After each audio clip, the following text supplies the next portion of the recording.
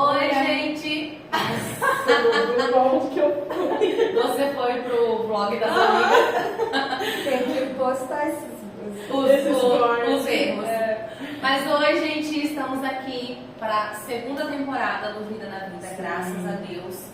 Estamos com a nossa convidada querida, a minha amiga Ana. A equipe hoje está reduzida por aqui, mas a gente está muito feliz.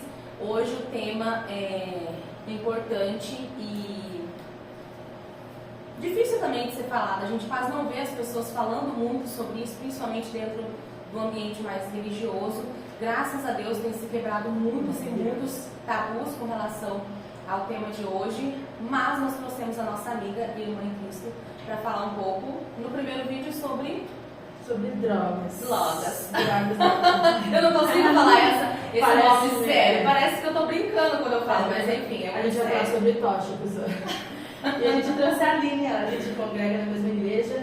E a Aline é policial, né, Aline? Você apresenta pra gente? Na verdade, a Aline é muitas coisas, né? Porque eu já vi ela, eu conheci a Aline no jornal. Aline do Diário de Eu conheci ela lá, eu assisti ela no Diário 7, aí depois ela foi policial, enfim, várias coisas. Isso. Bom, prazer estar aqui com vocês. Estou amando, né? Já acompanhei alguns episódios. Acho que vocês estão indo super bem. É muito legal essa junção, amigas. Eu achava que você tinha amigas enquanto era adolescente. Vocês estão mostrando que dá para ter uma best friend depois dos 30. Depois dos 30. Gente, isso é muito raro, né? É verdade. Isso é muito raro, porque as famílias, os afazeres acabam às vezes afastando, né? As melhores amigas, mas é legal que vocês não têm isso.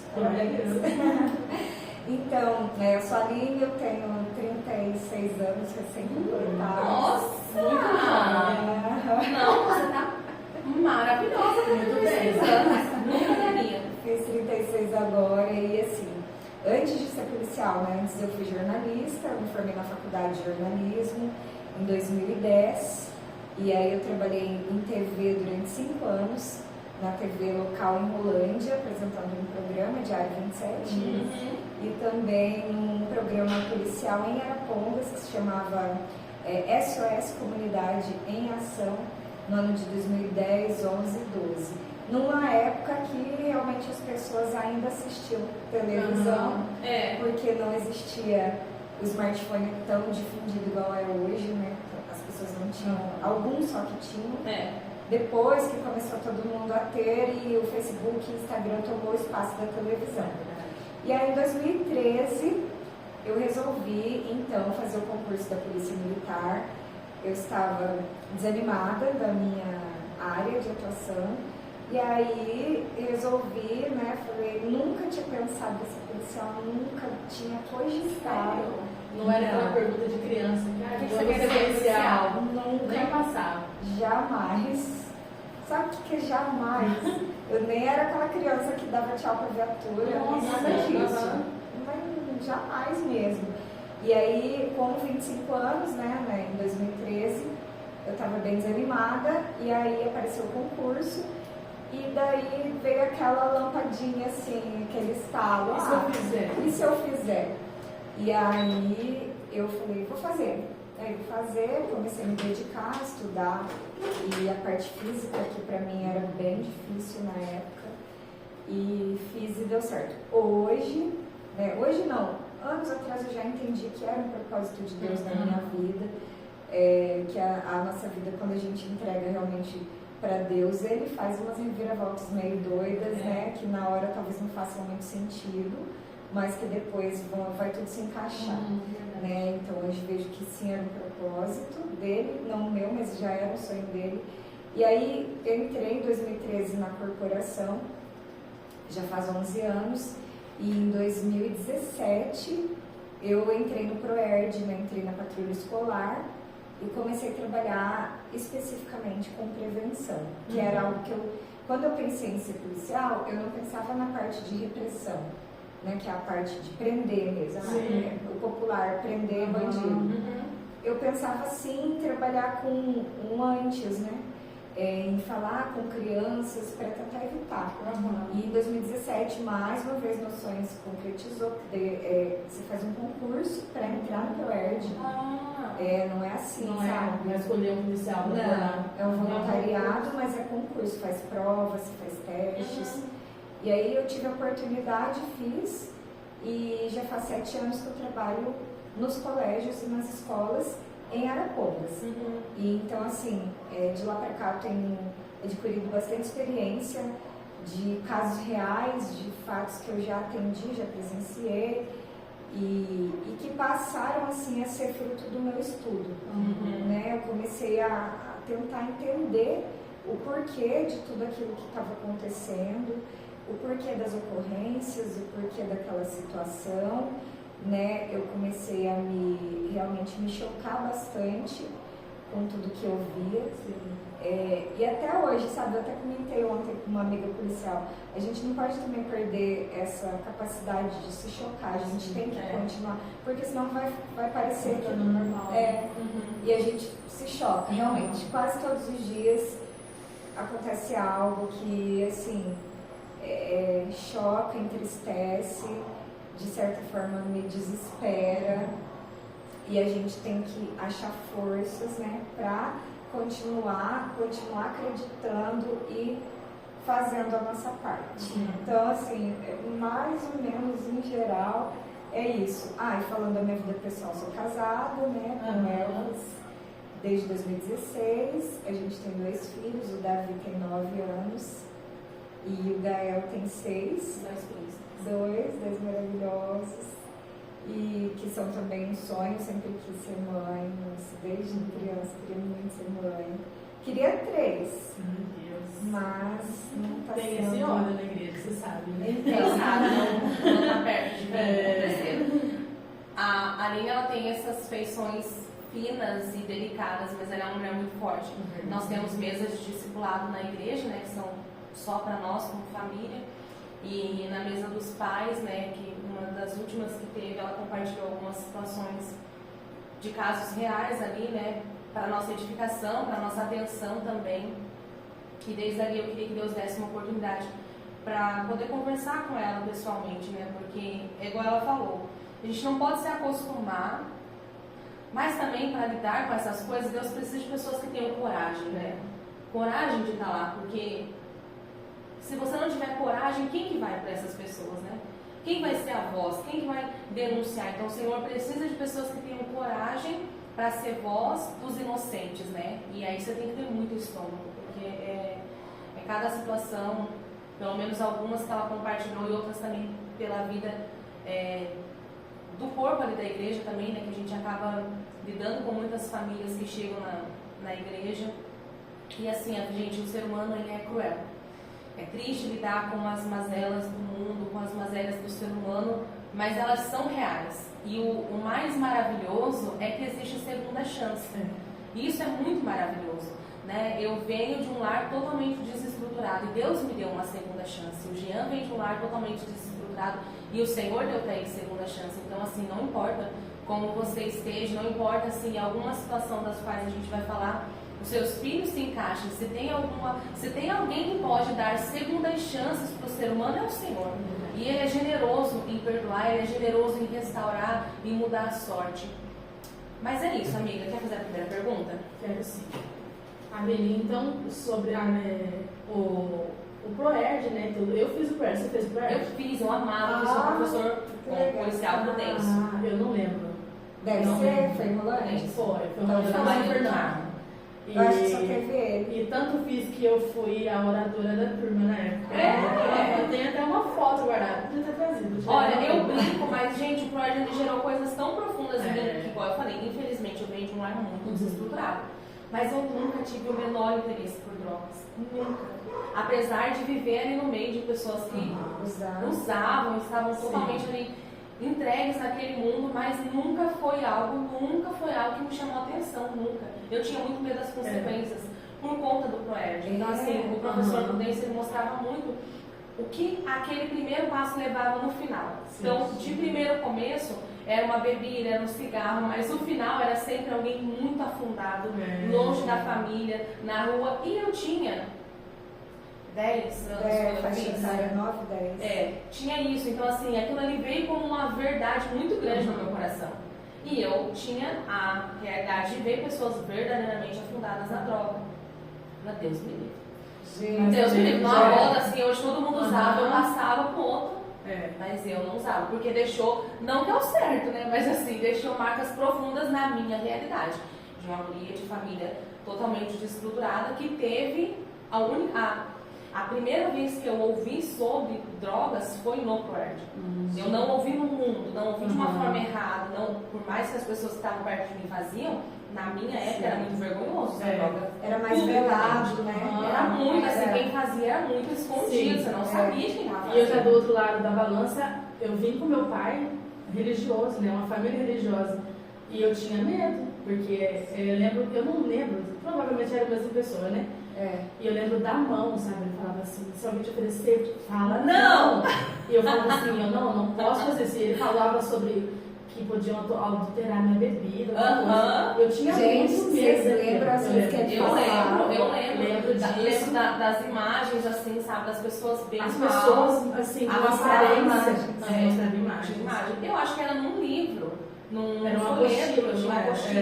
Era isso mesmo. Gente, E aquilo gerou em mim. E tanto que eu cresci e as pessoas de perto de mim foram para esse lado, mas eu nunca tive coragem. Eu tinha a muito mesma medo. coisa. Eu tinha Não muito que medo. não, né, não cheguei lá, mas eu nunca tive coragem. Falei, não quero isso pra minha vida. E aí quando eu vi as minhas amigas e amigos fazendo, eu pensava naquelas imagens das pessoas magras, sabe, Gente, tá doentes. arrepiada. Né? Eu tinha medo. Porque eu não tive, diferente de vocês, eu não tive essa oportunidade porque eu sou mais velha que você. E aí, assim, não tinha o ProErd quando eu passei pelo quarto, quinto ano. Ele chegou no Paraná no ano 2000. Então, no ano que eu fiz o quarto, quinto ano, já não tinha ainda. Vocês pegaram, acho que bem ali a fase do começo, início, né? Foi Do ProErd ali, acho que vocês passaram por 2013, 2004, essa época. Eu acho que foi essa época. Eu nem me lembro mais. Foi, Mas era na quarta série. Acho que foi porque eu terminei o terceirão em 2006. Como vocês são mais novos, vocês devem ter passado aí por 2003, 2002, que foi quando eu estava começando. Então, assim, pra mim é bem... Eu tô bem feliz de ouvir. Porque como eu não tive, eu não tenho essa experiência de eu ter a aula. Eu só tenho experiência de eu dar a aula. Sim. Então, assim, eu também não consigo ainda colher frutos das minhas aulas, porque os meus primeiros alunos, hoje, eles estão no segundo ano do ensino médio, né? Ele tem aí em torno de 15, 16 anos. Mas eu quero ter a oportunidade, assim, de daqui, sei lá, 15, 20 anos, conversar com pessoas adultas, né? Que tenham tido passado pelas minhas aulas e relatando essas coisas. Então, assim, eu fico até emocionada quando eu vejo. Porque imagina que às vezes a gente acha, tô dando uma aula aqui, mas é algo que vai marcar realmente a vida da pessoa. E olha que profundo isso. Vocês falaram que não foi o ProErd, foi um dos responsáveis. E, gente, eu acho assim, isso incrível. O Jean também comentou comigo que ele lembrava das aulas do Prudêncio. Então, gente, eu acho que quando eu passar por essa experiência de ver os seus alunos, gente, eu acho que vou chorar, acho que eu vou ter um treco, não é possível, porque eu sou muito emocionada. Então eu imagino que vai ser algo, e é o que eu quero, eu peço para Deus para ter oportunidade. Alguns policiais tiveram a oportunidade de até encontrar policiais que fizeram o ProErd e se tornaram policiais depois também por causa da referência do policial ProErd. E aí, assim, eu me acabo em choro vendo os relatos, porque aí você vê realmente, poxa, eu fiz a diferença, né, na vida de alguém, porque esse é o nosso lema. A gente sabe que não vai atingir 100%, né? A gente sabe que eu atendo hoje 1000 alunos por ano, eu dou aula para 1000 crianças no ano. E eu sei, e já tive casos de alunos que eu dei aula e se envolveram com droga, com crime, infelizmente já tive. Ano passado mesmo, entre 14 e 15 anos, ele já entrou numa gangue lá. Você colocou tudo. Ele entrou numa gangue, era Não? E aí eu fiquei muito triste em saber. Mas aí vem todo um contexto familiar, né? Infelizmente tem crianças e adolescentes que os péssimos exemplos dos pais, eles são muito fortes. Aí como é que você vai querer ali que talvez uma aula de 1 hora uma vez por semana seja mais forte do que um exemplo que ele vive 24 horas por dia? Então vai acontecer perdas pelo caminho, né, digamos. Mas assim, nosso lema é se um, né? Se um apenas daquela turma ou desse montante de 1000, se um, né, aconteceu o que vocês estão falando, já vai ter valido a pena o nosso trabalho. Sim. E a gente sabe que não é só um, porque ó, só aqui nessa mesa tem duas. Até o meu relacionamento com o policial, porque eu lembro de depois conviver com pessoas que tinham os policiais, a polícia, como algo muito ruim. Inimigos, né? E eu, assim, eu não falava, né? Porque eu tinha coragem. Mas eu não, pra mim, porque a experiência que eu tinha tido tinha sido com o Proerd e era um policial. E ele não tratava a gente com essa... vendo o nosso fim, porque era pensa aí, naquela época, né? E isso tem mais de 20 anos. Então, assim, Rolândia era outra cidade. Naquela época, a perspectiva, infelizmente, era que a maioria, infelizmente, fosse entrar para o caminho de drogadição, de criminalidade. E ele não tratava a gente assim, ele não olhava, não sentia esse olhar para nós. Eu senti um olhar muito assim, tipo assim, não, vocês não vão, vocês não vão, vocês não vão passar por isso, porque vocês estão tendo escolhas agora, se as pessoas não tiveram, vocês têm escolhas. Ele e outros professores que eu tive também, esse olhar, eu lembro muito disso. E hoje, estudando sobre a criança, né, eu vejo como que uma pessoa, ela pode mudar o destino de uma criança. Se um professor ele entender, se um policial, né, no caso que está ali, entender como que ele pode ser, assim, ele dá destino mesmo para a vida daquela criança, se você ganhar o coração daquela criança. Isso é uma frase que, né, muito se fala, uma professora Flávia Carina fala muito sobre isso. Se você ganhar o coração de uma criança, você dá um destino diferente para ela. Então, o meu destino natural naquela época era assim, para ter me envolvido com criminalidade, com a drogadição. Mas por ter ali no meio daquele monte de escuridão, alguém que era um foco de luz, que me ensinou coisas que ninguém tinha me ensinado. Eu nunca tinha ouvido falar sobre droga. A minha mãe não conversava comigo sobre essas coisas. E ele me mostrou o pior lado. Então, assim, eu não conheci as drogas pelo melhor lado, o lado da festa, da curtição. Eu conheci pelo pior lado. E ele foi esse homem que deu destino. Ainda que ele não estava ali como alguém cristão, né? Eu acredito que ele era cristão, porque ele era um homem muito de Deus. Mas ainda que ele não estava ali como alguém cristão, nós, como mulheres cristãs, a gente acredita que a gente gera paternidade e maternidade, mesmo em pessoas que não são nossas. Então, assim, ele gerou algo paterno em mim que me deu destino e me livrou de muito enrascado pelo caminho, porque era só Deus na nossa vida. Mas a gente rodeou um monte, nem fez ainda, né? Fez a primeira pergunta. Aline, então, como manter primeiro o meu filho longe das drogas? Então, a idade, você falou que já tem aluno seu que já se envolveu. Então, a idade, então tem que começar de cedo. Sim. Bom, hoje, né, gente, a porta de entrada das drogas é o cigarro eletrônico. Houve aí uma epidemia, tá acontecendo uma epidemia de cigarro eletrônico. Se a gente pensar que antes era o cigarro tradicional, né, o cigarro não branquinho. E por causa de campanhas de conscientização, a mídia se posicionou, foi proibido propagandas, né, na TV aberta. Houve toda uma movimentação da saúde para que houvesse realmente conscientização da população. Isso fez com que o consumo do cigarro tradicional, né, aquele branquinho, ele caísse muito nos últimos anos. Então foi caindo aquela glamourização que existia antigamente, parou de existir, né, se extinguiu, passou-se a ver até com um certo ranço, né, com nojinho e tal. E aí a indústria do cigarro, do tabaco, começou a perder assim, milhões, bilhões de reais em dinheiro. E aí eles precisavam se mexer, né? Eles precisavam de algo que fizesse recuperar, né, o dinheiro que eles estavam perdendo e o espaço deles realmente. E aí, né, assim como nós cristãos somos movidos por Cristo, eu acredito que algum infeliz movido pelo inimigo, né, totalmente inspirado por Satanás, criou alguns anos atrás o cigarro eletrônico. E aí ele foi se modernizando, foi até chegar ao formato que a gente tem hoje, levou alguns anos, né? No começo eram um aparelho maior, mais desengonçado, digamos, mas aí foi modernizando até ficar menorzinho, mais atraente visualmente.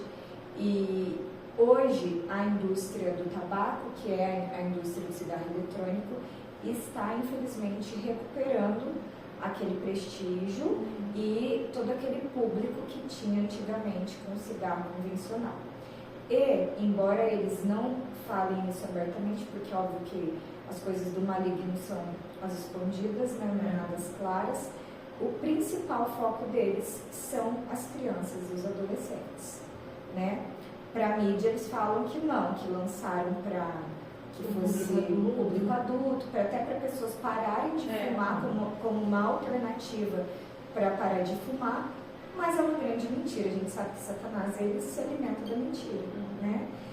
E aí, infelizmente, o objetivo deles tem sido alcançado. Por quê?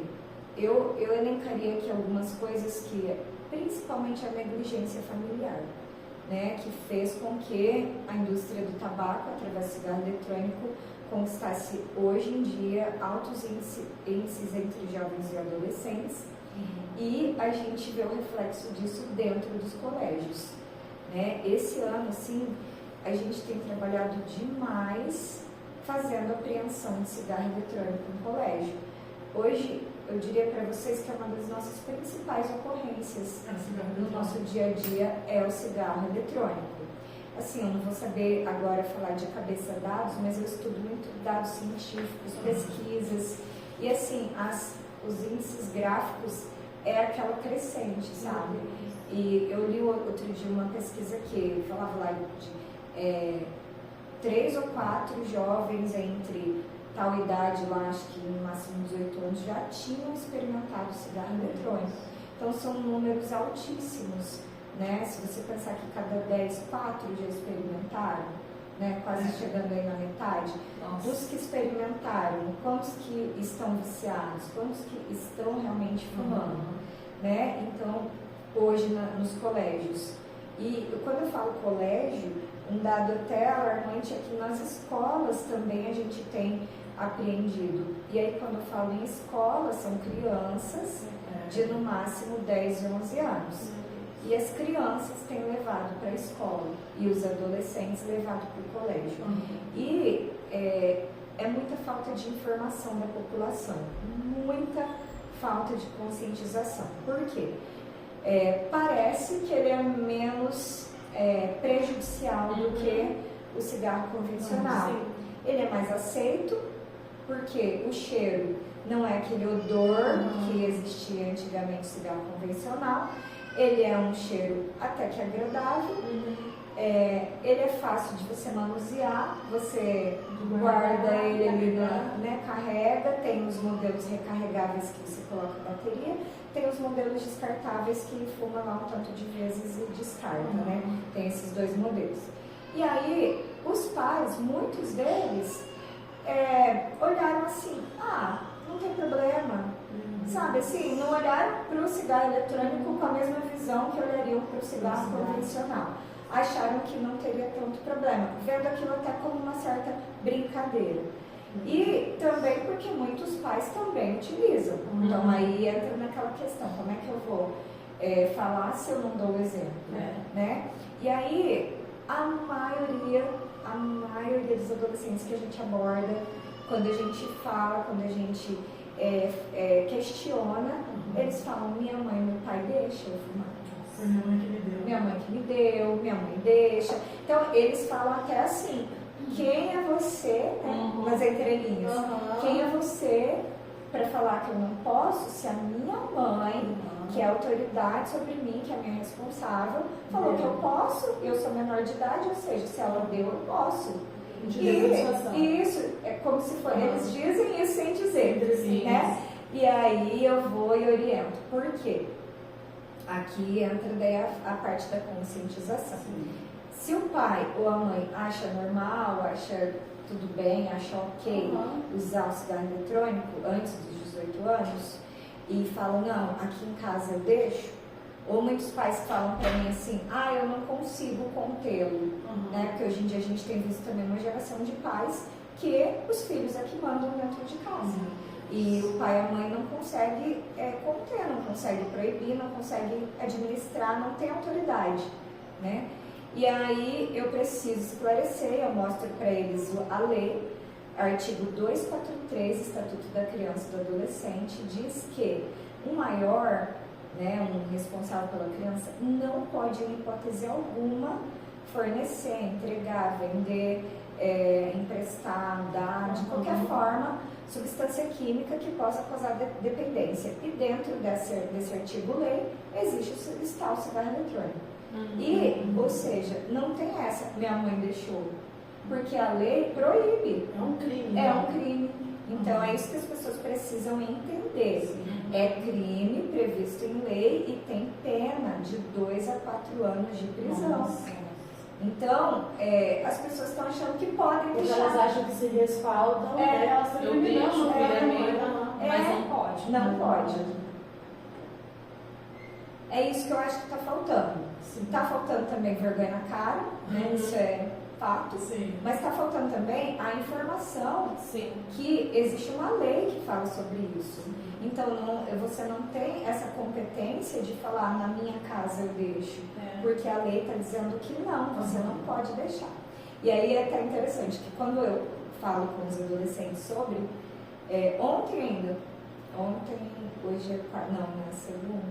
na segunda, eu falei, vou passar ali na entrada da tarde de um colégio em Arapongas. Gente, é passar e pegar. Um monte. Passa E aí eu passei, a menina fumando. Aí eu parei pra falar com ela. E a primeira coisa, minha mãe deixa. Aí eu falei assim, então beleza, sua mãe deixa? Deixa. 14 anos. Aí eu falei, então faz o seguinte, a gente vai entrar ali, o diretor vai chamar sua mãe, e a hora que ela chegar aqui, eu vou dar voz de prisão pra ela. Porque ela tá cometendo um crime. Aí a menina já começou a gaguejar, já começou a mudar a história. E aí eu nem sei se é verdade, se deixava ou não. E é claro que se a mãe chegar e eu questionar, ela não vai olhar na minha cara e falar que deixa. Até a mãe vai começar a mentir ali na situação. Mas assim, já é situações que a gente teve que encaminhar pai e mãe para delegacia, para fazer boletim de ocorrência, marcando audiências. Então assim... Dificilmente eles te entregam de primeira. Tipo, me abordou, então toma. Olha, eles costumam entregar, porque se não entregar, entra num artigo de desobediência. E aí, desacato não, porque desacato é ofensa, você xingar e tal. Mas a desobediência é uma lei também, que se uma autoridade te falar para você fazer tal coisa, você tem que fazer. Senão você entra em desobediência. E a desobediência é crime, aí eu pego esse adolescente, coloco dentro da viatura, acompanhado, é claro, de um responsável, né? O adolescente não pode ser encaminhado sozinho. E a gente vai todos pro batalhão para fazer um boletim de ocorrência circunstanciado, aí marcar uma audiência no fórum. Ou seja, vai ser preso? Não, mas vai dar uma dor de cabeça, transtorno, vai ficar com o nome fichado, vai ter problemas com a justiça. E eu acredito que nem um pai nem uma mãe queira isso. Então, assim, falta de informação, falta de vergonha na cara. Eu acho que são as duas principais situações que têm acontecido. E aí, o que os pais precisam entender? Que as drogas, elas são assim, é uma janela que vai abrindo e vai levando a outras drogas, né? Se a gente conversar com usuários de drogas que usam, por exemplo, o crack, né? Que é a droga mais devastadora, assim, que é mais comum e mais devastadora. Eu já perguntei, não é algo científico, mas eu mesmo, por curiosidade, eu fico entrevistando os usuários quando a gente apreende. E, gente, assim, de todos que eu já conversei nesses 11 anos, nenhum deles começou direto usando crack, né? Então sempre foi com cigarro, bebida alcoólica, depois foi um cigarro de maconha. Então, é algo que vai indo, vai crescendo, né? Então, assim, por que eu, como pai, vou abrir a janela, né? No mundo espiritual, a gente vê que é a janela do inferno mesmo, uma porta espiritual. Mas para quem não entende a lei, vamos pensar só para o lado, então, da drogadição. Para que eu vou abrir a porta da drogadição para o meu filho? Né? E assim, em relação a isso, tem uma pesquisa de uma universidade americana que diz que um adolescente que fuma cigarro eletrônico, ele tem 20 vezes mais chance de fumar maconha. Nossa. Então, o risco dele fumar uma droga ilícita, ele aumenta em 20 vezes. Né? É isso que muitos pais não sabem. Não percebem. Então, acha que, tô sendo... Muitos pais hoje em dia têm aquela tendência de querer ser legal, né? De ser um amigo, de ser, descolado, aquele pai moderno, aquele pai liberal, com a intenção de aproximar a criança, nossa, né? Da criança falar, nossa, meu pai é legal, é descolado. Só que isso causa o efeito completamente inverso. Né? Eu já assim conversei com muita gente que eu aprendi. Sempre foi uma coisa assim, uma pesquisa que eu ia fazendo ali.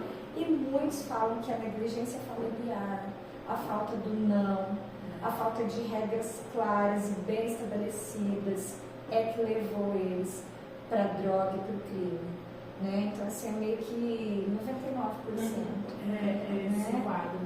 Eu acho que hoje em dia, não sei se vocês dois concordam, mas há uma glamorização das drogas, de um modo geral. Então, não que na nossa época não existisse, era assim com a bebida e o cigarro, mas você que está aí nos assistindo, que vai nos assistir, pode falar quais foram as consequências da bebida e do cigarro na vida familiar.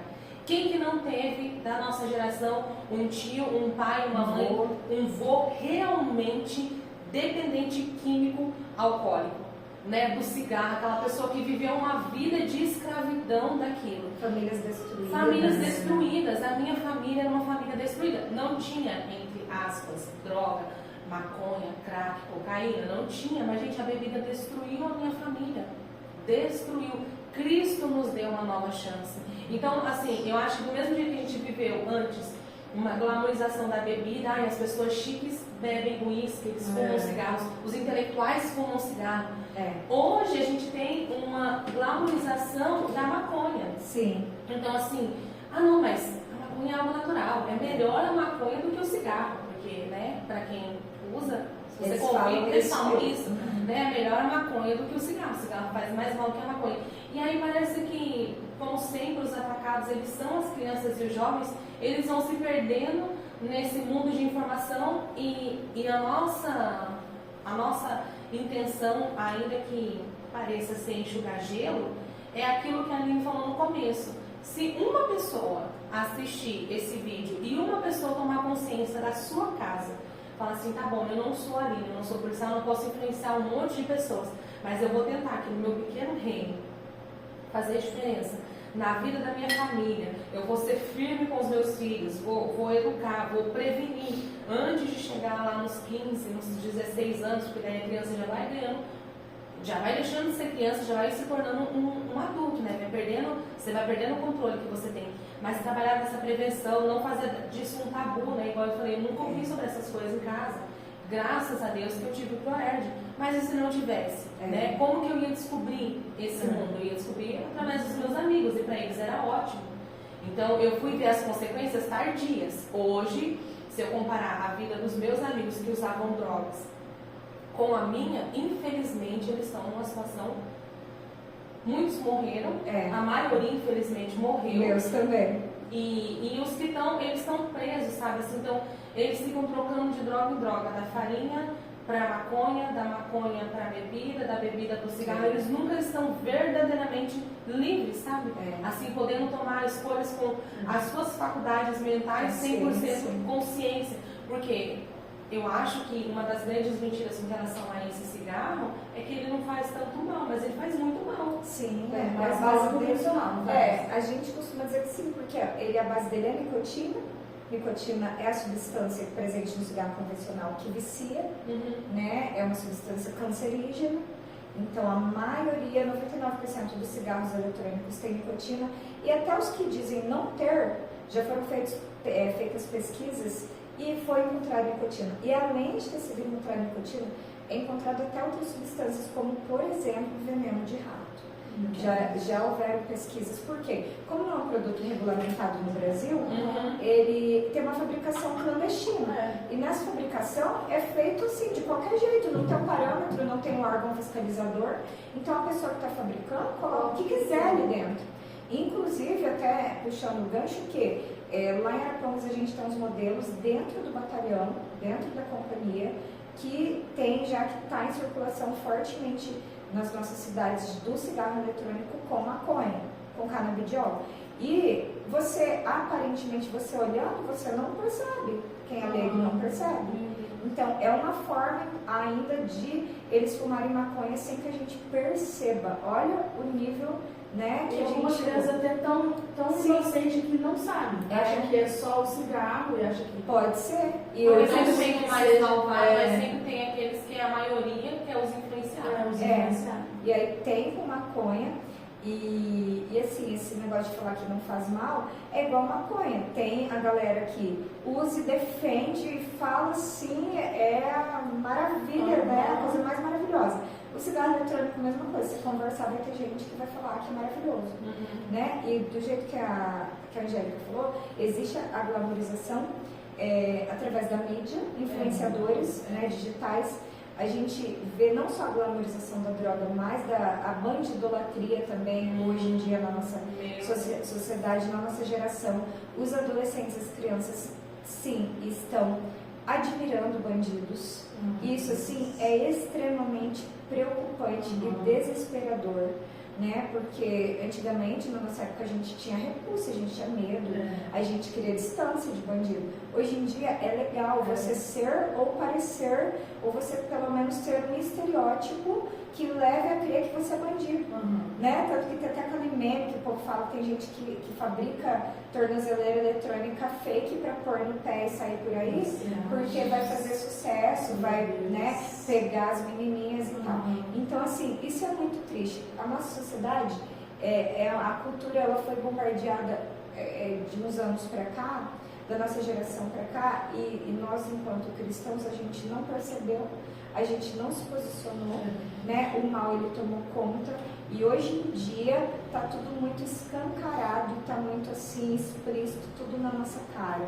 E essa bandidolatria, o que faz? Se você admira o bandido, você admirar a droga é um pulo, porque bandido e droga não é algo super interligado. E muito desses MCs, dessa galera que tem feito sucesso agora, que está super em alta, ou eles são parentes de donos de facções, ou eles são usuários. Muitos deles usam ali a maconha normalmente, naturalmente nos seus stories. As crianças e os adolescentes são seus seguidores. Então, olha só como uma coisa vai levando a outra, e a gente cristão foi patinando nisso tudo, a gente não percebeu, e quando a gente viu muitos que estão abrindo os olhos somente agora, talvez já fosse tarde demais. Hoje mesmo, isso assim todo dia, eu tenho algum caso, né? Hoje mesmo, um menininho lá que eu dou aula, ele é aquele menininho que dá trabalho, que... Né, aquele da escola, que é arteiro, que apronta e tal, e aí ele desenhou assim no bracinho dele um símbolo. Eu não sei se vocês já viram, é o símbolo Yin Yang, aquele que mistura o bem e o mal, sabe? Das bolinhas? Yin e Yang, esse símbolo aqui. É esse aqui, preto e branco, esse símbolo aqui. Sim. Esse símbolo, ele é um símbolo adotado pelo PCC. O PCC, é que o Yin Yang é da cultura ocidental, oriental, né? Oriental e tal. A origem dele não é criminosa. Sim. Porém, o grupo criminoso se apropriou desse símbolo para eles. Então, entre os membros, os faccionados, eles tatuam. É uma marca, né? E eu tenho visto muita criança e adolescente que fica desenhando esse símbolo. Aí ele desenhou no bracinho dele o símbolo. Nos perfis de Instagram das crianças e adolescentes, na bio, depois do nome, eles colocam esse símbolo. E alguns eu acho que até sem saber, porque viu alguém que colocou e copia. Mas alguns sabem. né? Então, muitos... Alguns são intencionais. Alguns eu vejo que são intencionais. Até esse eu perguntei, eu falei, você sabe o que é esse símbolo aí? Aí meio que se fez de bobo ali e tal. Daí eu falei, então, isso daí é coisa de bandido, você quer ser bandido? Eu pergunto assim pra eles, né? E assim, é muito triste, porque muito disso tem acontecido debaixo do nariz dos pais e por desconhecimento eles não têm percebido, né? Igual fala na palavra de Deus que o povo ele perece por falta de conhecimento, né? Então, nas minhas palestras com pais, eu alerto sobre muitas coisas, como, por exemplo, a simbologia, e tem alguns pais que saem de lá chocados, porque às vezes até comprou uma camiseta, uma roupa para o adolescente que era algo que era uma simbologia de facções, mas o pai comprou nem sabendo. Algo deu errado. Tente novamente. Assim, gente, o que é isso?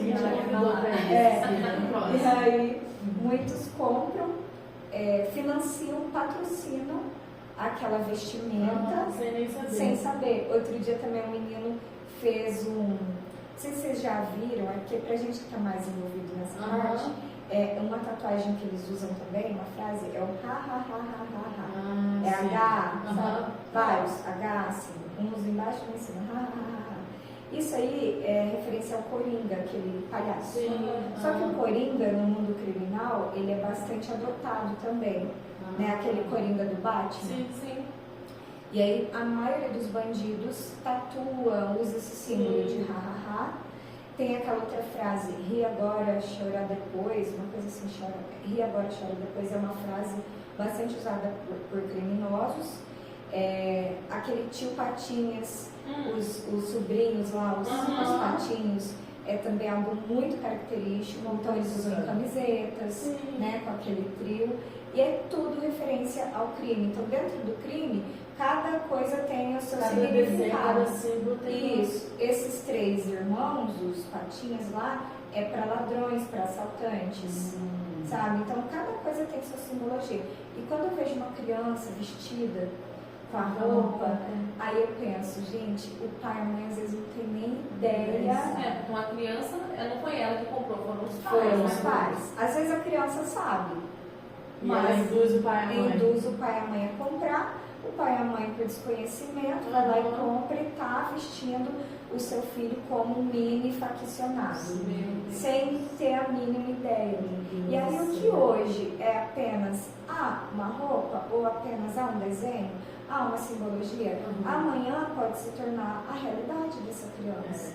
Né? Porque se ele está andando com aqueles símbolos, é porque ele está querendo ser representado por aquilo. Né? Então, mesma coisa. Fazendo até um paralelo, os bolsonaristas, quando você vê um bolsonarista, ele está como? Verde e amarelo, não sei o quê. Petista está de vermelho. O pessoal da facção também gosta de se caracterizar de tão estereótipo, né? E aí, as crianças estão tendo esse estereótipo de bandido, sem que os pais percebam, e me preocupa, porque hoje é uma brincadeira, digamos, mas e amanhã? O que isso vai levar? O que vai acontecer quando chegar na adolescência? Tem até um menino que eu dei aula, eu vou lembrando assim de casos, né?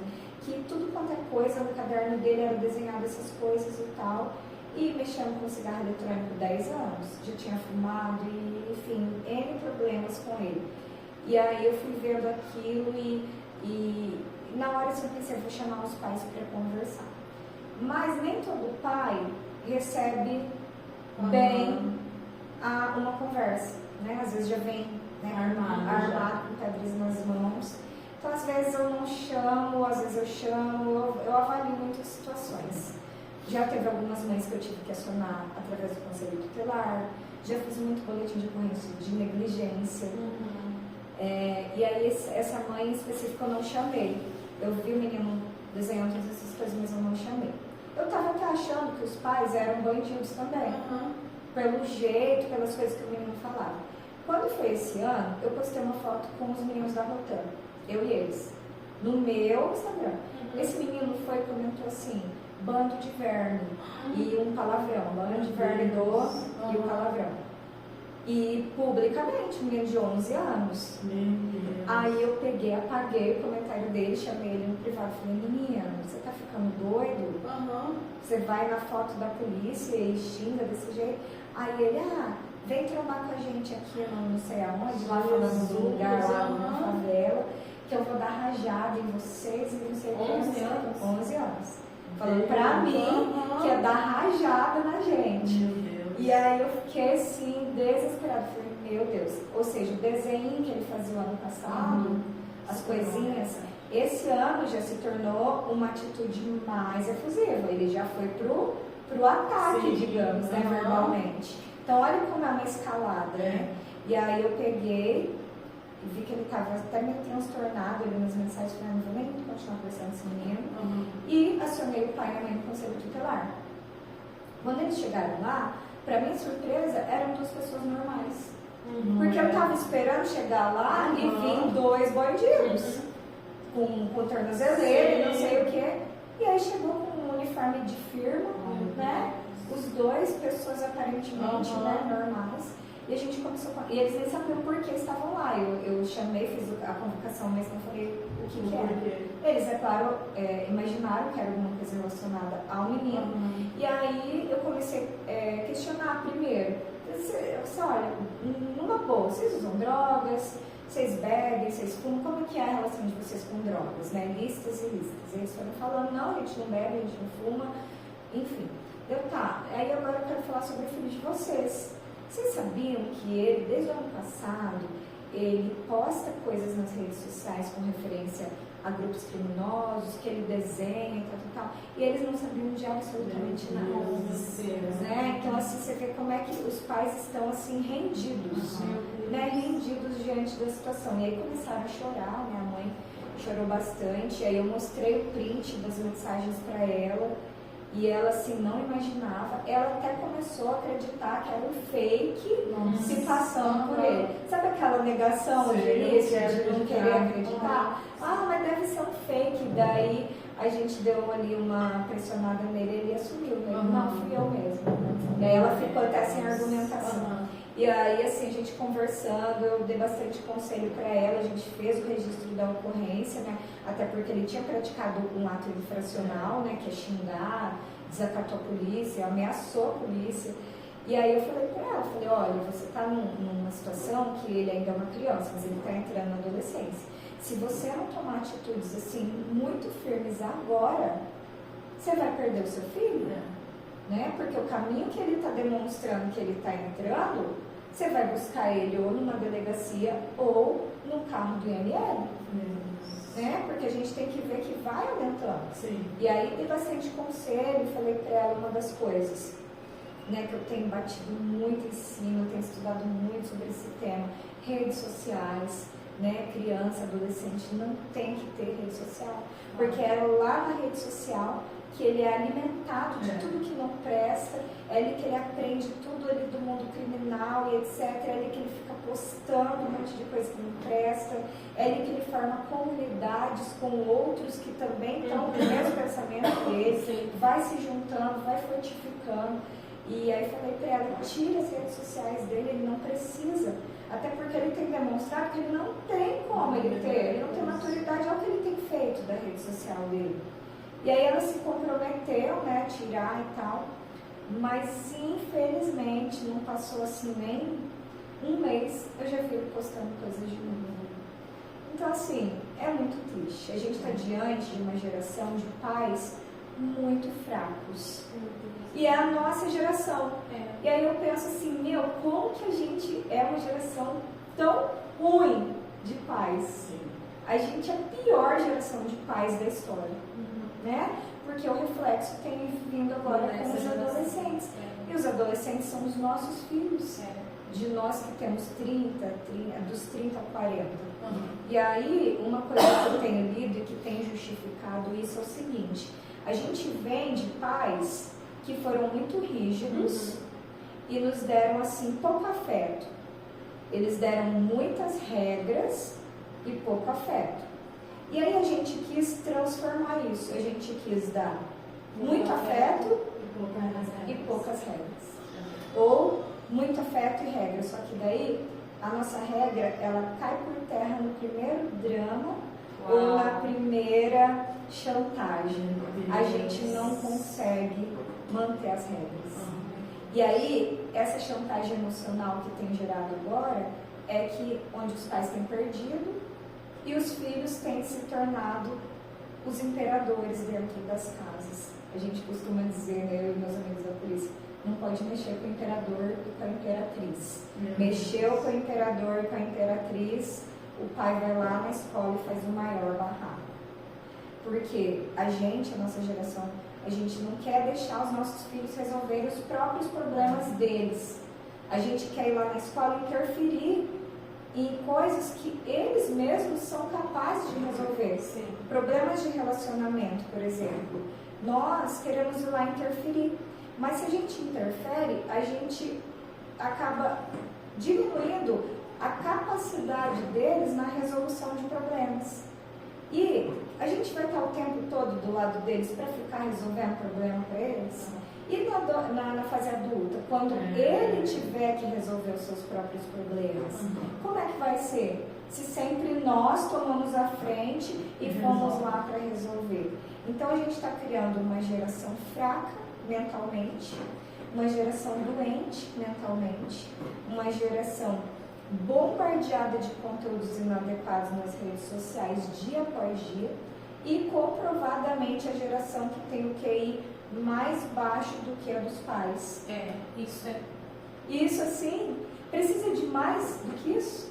A gente saber que os nossos filhos têm o QI abaixo que o nosso, mas olha o paradoxo, ao mesmo tempo que é a geração mais informatizada, é a geração que tem o acesso à informação na palma da mão, coisa que a gente não teve. E como é que a gente explica que tem a informação na palma da mão, mas é a geração menos inteligente? É porque a informação na palma da mão deles tem sido utilizada para coisas que não edificam, coisas que têm trazido para eles mais malefícios do que benefícios. E aí é isso que explica. Então eles não usam o celular para pesquisas, eles usam o celular para aquilo que as redes sociais são programadas para fazer. Conteúdos inúteis que vão bombardear e vão gerar uma geração consumista. É isso que a rede social faz. Ela bombardeia os nossos filhos de propaganda de uma vida ilusória e coisas que não edificam e só destroem. Tanto as questões cognitivas, né? Por que os índices IDEB, índices de educação, todos os índices de educação brasileiros, é só ladeira abaixo. É ladeira abaixo. É depois da geração de 2010. É depois da questão do smartphone na mão de todo mundo e crianças nas redes sociais. É só a gente pensar que foi depois de 2010 que começou e hoje a gente vê os reflexos nessa geração Z, que é a geração dos adolescentes, né? E assim, agora que especialistas têm se levantado, pessoas, tem vários movimentos acontecendo para lutar contra isso. Então, até esse mês, o MEC, o Ministério da Educação, vai lançar uma proposta, vai lançar, na verdade, uma lei para proibir celular em escola. A gente está nessa expectativa. E é proibir geral. Proibir tanto escolas públicas quanto particulares, mas proibir assim do aluno ou não poder levar, ou levar, entregar e deixar num cofre, alguma coisa assim, deixar pegar no final. Porque isso tem causado inúmeros problemas, gente. Não é vantagem nenhuma o celular na mão deles dentro do colégio. Né? E aí o Ministério da Educação, todo mundo tem se movimentado, e pela primeira vez é um tema que está juntando esquerda e direita. Porque as pessoas do espectro político da direita e da esquerda, todo mundo quer a mesma coisa. Porque vira um malefício que é. Eu ia falar isso, né? O que a Aline comentou um pouco atrás é porque nas gerações anteriores, os filhos sempre sabem mais que os pais. Esse é o natural do processo da evolução. Então, assim, é normal que a geração anterior saiba menos, porque é assim que funcionou a humanidade até agora. Porém, nesse momento que a gente está vivendo, pelas pesquisas que a nossa geração sabe menos. Então, assim, isso causa um desequilíbrio em tudo que nós, como humanidade, tem vivido até agora. Então, você tem uma geração de pais que sabem pouco, mas ainda assim sabem mais do que os filhos, no momento onde você tem acesso a todo tipo de conteúdo e informação. É bizarro, assim, a gente poderia fazer uma mesa só sobre isso. Porque é muito importante que a gente converse, principalmente assim, porque só tá eu e a Ana aqui falando, são duas mães, donas de casa falando. Mas tá com alguém que entende, que sabe, que estuda, falando coisas assim que já são coisas que eu acredito. Mas eu não sei da onde ir, não sei falar, eu li tal artigo, por mais que eu li, mas assim, eu entendi o que queria dizer pra mim. Mas tem alguém falando sobre os problemas gigantescos do telefone, principalmente do conteúdo que emburrece. Porque em algum nível eu concordo que eu não sou aquela mãe que proíbe telas. Eu permito telas, mas eu controlo muito o conteúdo, porque a gente tem conteúdo que emburrece. Não é possível a criança sentar na frente daquela televisão, porque a Maria, que vai fazer 15, que é a minha mais velha, ela tem um telefone, mas por muito tempo não teve. Por muito tempo não teve rede social, agora que ela tem. E a Isa não tem. Mas mesmo na televisão, é impossível que a criança sente lá e ela fique assistindo um desenho que, por exemplo, eu não gosto, Harry Dangerous, e ela não fique burra. Porque aquele desenho, ele não traz nada, ele não tem uma conexão com a realidade, sabe? E ele não é nem uma fantasia boa, por exemplo, como os contos de fada, Chapeuzinho Vermelho, Os Três Ursos, que aquilo ali traz uma conexão de uma história, né, para a criança e tudo. Não, são coisas bobas que senta e a criança sai boba daquilo ali. Então só isso já daria muita conversa pra gente dividir com vocês, mas a gente precisa encerrar o tema. Já fico combinado pro próximo. Então a última pergunta, como que as coisas encaminharam corretas assim? Então se eu perceber que meu filho tá nessa, o que eu tenho que fazer? Então, eu acho que como a gente comentou ali atrás, tem crianças aqui em Rolândia mesmo que fazem o ProErd, outras não. Porque esse ano mesmo não vai atingir 100% dos alunos do quinto ano. Vai atingir algo em torno de 30%. Então, os que têm ProErd, os pais já têm até um certo conforto, porque vai saber que o filho vai ter e vai chegar com o assunto em casa. Para os que não têm, eu indico que use essa base do ProErd de saber que o quinto ano, eu acho que o quinto ano, essa idade de 9, 10 anos, essa transição que vai acontecer no outro ano para pré-adolescência, eu acho que é o momento dos pais conversarem. Isso falando antes um pouquinho, falando de prevenção. Então, se seu filho não vai ter ProErd, eu acho importante que no quinto ano, você mãe, pai, sente com ele e converse sobre drogas. Você faça um ProErd caseiro, digamos.